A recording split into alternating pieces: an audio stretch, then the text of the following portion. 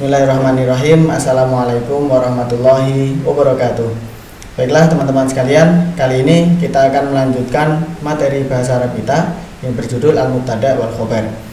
Tapi pada video kali ini kita akan lebih mendalami terkait mubtada itu, di mana mubtada yang akan kita kupas di sini adalah mubtada dalam bentuk musanna.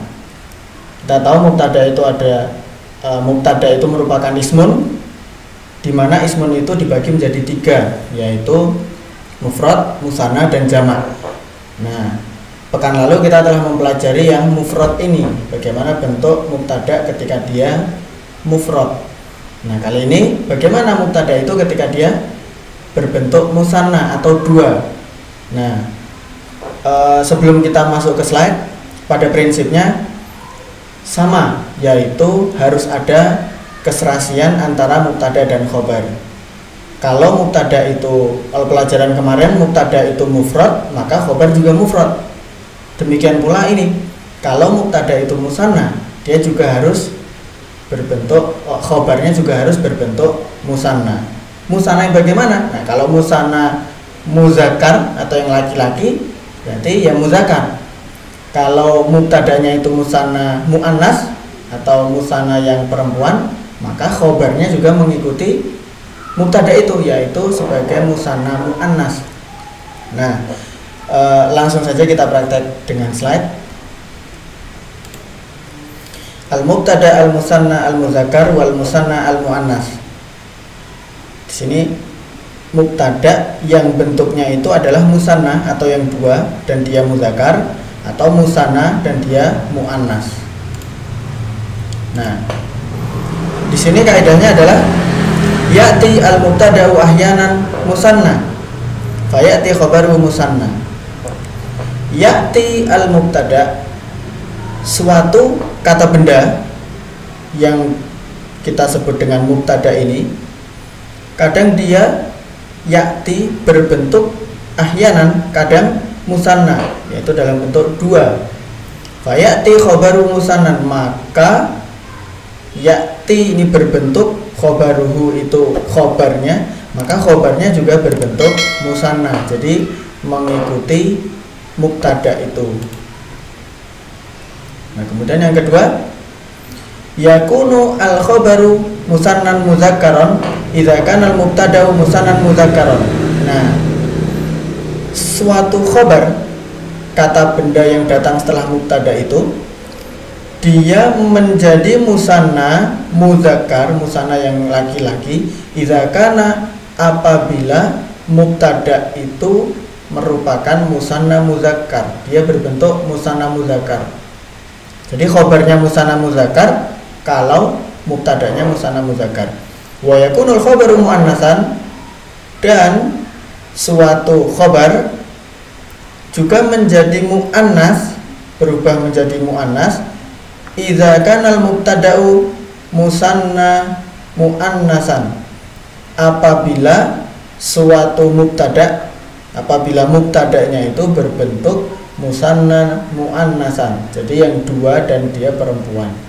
Jadi mengikuti, kalau muzakkar ya muzakkar, kalau muannas ya muannas. Nah, alamatu raf'il mubtada'i al-musanna wal khabari al-musanna al-alifu. Nah, di sini tanda baca dari mubtada atau khobar yang musanna itu adalah alamatu raf'il mubtada, tanda baca marfu'nya. Kita ingat yang lalu ya, yaitu marfu' atau yang berharokat u.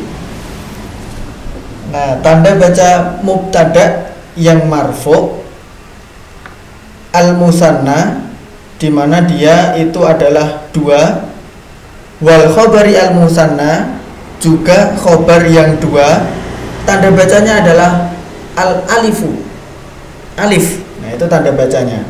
Di sini kita akan latihan i'rab. I'rab, masih ingat ya, i'rab atau pernyataan, kita menyatakan posisi dan harokat dari kata tersebut, sehingga kita tahu pasti bagaimana keadaan kata tersebut. Nah, di sini ada dua contoh jumlah, ada dua contoh kalimat. Yang pertama al-fallahani nasyitoni, artinya kedua petani laki-laki itu nasyitoni, rajin. Kemudian contoh yang kedua al-fallahatani nasyitotani, kedua petani perempuan itu rajin. Nah, di sini perbedaannya hanya ini laki-laki dan ini perempuan dengan ditambahnya tak di sini ya. Ini bagaimana i'rabnya? Yang pertama, al-fallahani, kedua petani laki-laki itu.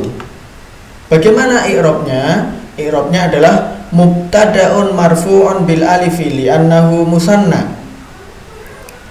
I'rabnya adalah mubtada'un marfu'un yang dalam bentuk marfu' atau berharokat u bil alifi dengan alif.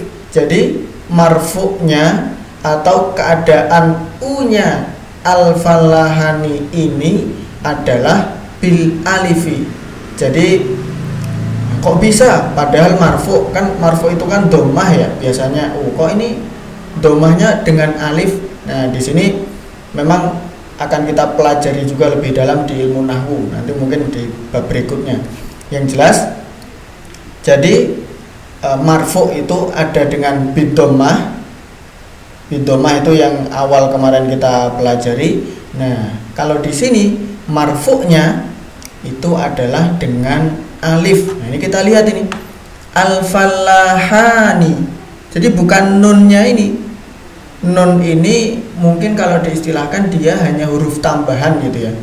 Jadi yang terpenting sebelum nun ini fallahani. Nah, alif inilah yang menjadi tanda akhir dari kata al-fallahani ini.